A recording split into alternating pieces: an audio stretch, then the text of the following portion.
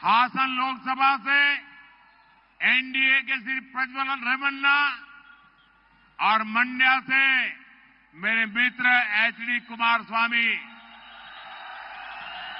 आने वाली 26 अप्रैल को इनके लिए आपका हर वोट मोदी को मजबूती देगा, देश का भविष्य तय करेगा।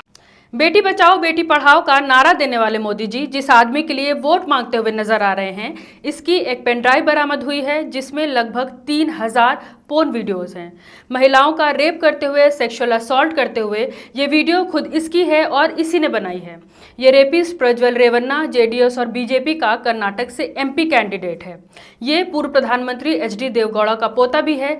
इसके लगभग 3000 सेक्स वीडियो सोशल मीडिया पर वायरल हो गए हैं। इन वीडियोस में प्रज्वल रेवन्ना हर उम्र की महिलाओं के साथ यौन शोषण करता हुआ नजर आ रहा है।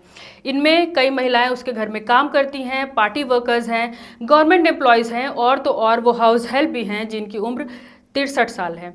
वीडियो में वो इसके सामने रोती हुई, हाथ जोड़ती हुई कह रही है कि ऐसा मत करो, लेकिन फिर भी ये उसके साथ ज़बरदस्ती करता रहा और वीडियो बनाता रहा। यानी ये आदमी, बल्कि इसे शैतान कहना ज़्यादा ठीक रहेगा, ये ना सिर्फ उन महिलाओं का रेप करता था बल्कि अश्लील वीडियोस भी बना लेता था ताकि उन्हें बाद में ब्लैकमेल कर सके। सिर्फ एक पेन ड्राइव में 3000 वीडियोस हैं, तो ज़रा सोच कर देखिए कि इस आदमी ने और न जाने कितनी ही महिलाओं को अपने हवस का शिकार बनाया होगा जिसका रिकॉर्ड तक नहीं है। जैसे ही इसके काले कारनामों का चिट्ठा खुलता है, उसे देश के बाहर भगा दिया जाता है। इसे देश के बाहर भगाने में किसका हाथ होगा, इसका अंदाजा आप खुद ही लगाइए। ये स्कैंडल इस देश के लिए शर्म की बात तो है ही, उससे ज़्यादा शर्म की बात यह है कि सब कुछ जानते हुए भी खुद प्रधानमंत्री इस हैवान के लिए प्रचार कर रहे थे, वोट मांग रहे थे। क्या प्रधानमंत्री ये इलेक्शन जीतने के लिए, 400 पार जाने के लिए इतने ज़्यादा डेस्परेट हो गए हैं कि ऐसे अपराधी को अपने साथ जोड़ लिया, मंच पर उसकी पीठ थपथपा रहे थे और उसके लिए अपने कार्यकर्ताओं के साथ प्रचार कर रहे थे। जनता के सामने इस स्कैंडल का खुलासा होने के बाद बीजेपी के सारे नेताओं ने चुप्पी साध ली है। कोई भी इसके बारे में बात करता हुआ नहीं दिख रहा। यहाँ तक कि स्मृति ईरानी, जो महिला एवं बाल विकास मंत्री तो हैं लेकिन महिलाओं के खिलाफ हो रहे शोषण पर हमेशा चुप्पी साधे हुई दिखती हैं। चाहे वो मणिपुर का मामला हो, बृजभूषण का मामला हो या इस देश में दूसरे बड़े चर्चित रेप केस का मामला हो, वो चुप रहती हैं। लेकिन सदन में जब राहुल गांधी हवा में फ्लाइंग किस करते हैं तो वो आपत्ति जताती हैं, बवाल मचाती हैं, राहुल गांधी को मिसोजिनिस्ट तक कह देती हैं। लेकिन ऐसी घटनाओं में जहां उनके पार्टी के लोग शामिल हों, उस पर चुप हो जाती हैं। प्रज्वल के इस देश से बाहर भाग जाने पर प्रियंका गांधी ने क्या रिएक्शन दिया, इसे सुनिए। कुछ समय पहले 3 दिनों के लिए मैं अपनी बेटी से मिलने गई। प्रधानमंत्री जी, गृह मंत्री जी बोलने लगे कि प्रियंका गांधी विदेश में गई है। जहां मैं जाती हूं इनको पता चल जाता है, जहां विपक्ष के नेता जाते हैं इनको पता चल जाता है।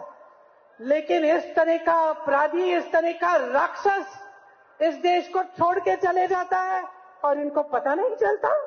हम कैसे यकीन कर सकते हैं इस बात पर। आपको बीजेपी की स्पोक पर्सन सुप्रिया श्रीनेट की बात भी जरूर सुननी चाहिए। सब पता था नरेंद्र मोदी को, सब पता था 14 अप्रैल को जब वो मिल रहे थे, सब पता था जब उसको अपना साझा उम्मीदवार बना रहे थे। दिसंबर 2023 में बीजेपी के ही एक नेता देवराज गौड़ा ने बीजेपी के शीर्ष नेतृत्व को, नरेंद्र मोदी, अमित शाह और जेपी नड्डा को यह चिट्ठी लिखी, प्रदेश अध्यक्ष को चिट्ठी लिखी और उन्होंने पेन ड्राइव के बारे में जानकारी दी, प्रज्वल रेवन्ना के यौन विचलन के बारे में जानकारी दी और कहा इस आदमी को उम्मीदवार मत बनाइएगा। दिसंबर 2023, 4 महीने पहले। 11 जनवरी 2024 को देवराज गौड़ा ने प्रज्वल के खिलाफ बीजेपी आला कमान को लिखा था। उसके बाद उन्होंने प्रेस वार्ता की, सार्वजनिक किया इस सारी बात को और बताया कि ऐसा आदमी है, इसके ये कुकृत्य है, ये बातें सामने आई हैं, इसको टिकट नहीं देना चाहिए, इसको उम्मीदवार नहीं बनाना चाहिए। पहले लिखा और उसके बाद बीजेपी के आला कमान को सूचित किया, प्रेस वार्ता की। उसके बाद फरवरी और मार्च में फर्जी चाणक्य इस देश के गृह मंत्री अमित शाह कर्नाटक के दौरे पे जाते हैं, मैसूर पहुंचते हैं और तब पूर्व बीजेपी विधायक प्रीतम गौड़, पूर्व विधायक एटी रामास्वामी और कार्यकर्ताओं ने इस प्रज्वल रेवन्ना की उम्मीदवारी के खिलाफ उनको कहा ऐसे व्यक्ति को टिकट मत दीजिए, इसके यौन कुकृत्य के चर्चे बहुत फैले हुए हैं, इसने हर उम्र की औरत का शोषण किया है, इसके तमाम हजारों वीडियो पेन ड्राइव पर है, इसने सैकड़ों औरतों की जिंदगी तबाह करी है। मार्च तक अमित शाह से मिलकर बीजेपी के पूर्व विधायकों ने, उनके नेताओं ने मैसूरू में यह बात कही। तो अमित शाह और नरेंद्र मोदी सब कुछ जानते थे। वो जानते थे कि ये कैसे आदमी को उम्मीदवार बना रहे हैं, वो जानते थे ये कितना जघन्य अपराधी है, और उसके बाद भी उन्होंने हासन की सीट से उसको अपना उम्मीदवार बनाया। कर्नाटका की महिला आयोग ने इस मामले का स्वतः संज्ञान लिया। जैसे ही उनके जानकारी में यह आया, उन्होंने एसपी को नोटिस जारी की और सीएम से इस भयावह घटना पर एसआईटी के गठन की मांग करी। अगले दिन एसआईटी गठित हुआ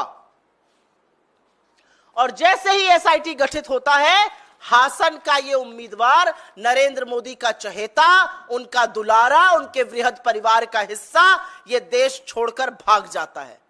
एसआईटी पूरी कोशिश कर रही है, एसआईटी हर संभव प्रयास कर रही है इसके प्रत्यार्पण का, कि भारत लाके इसकी जांच पूरी की जा सके।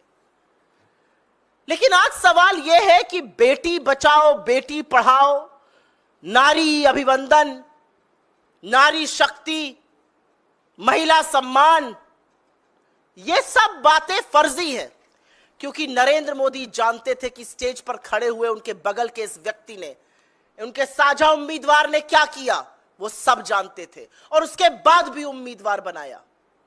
मैं हूं रूबान सारी और आप देख रहे थे मिल्लत टाइम्स। इस पूरे स्कैंडल पर, इस घटना पर और प्रधानमंत्री के रवैये पर आपकी क्या राय है, हमें कमेंट करके जरूर बताएं।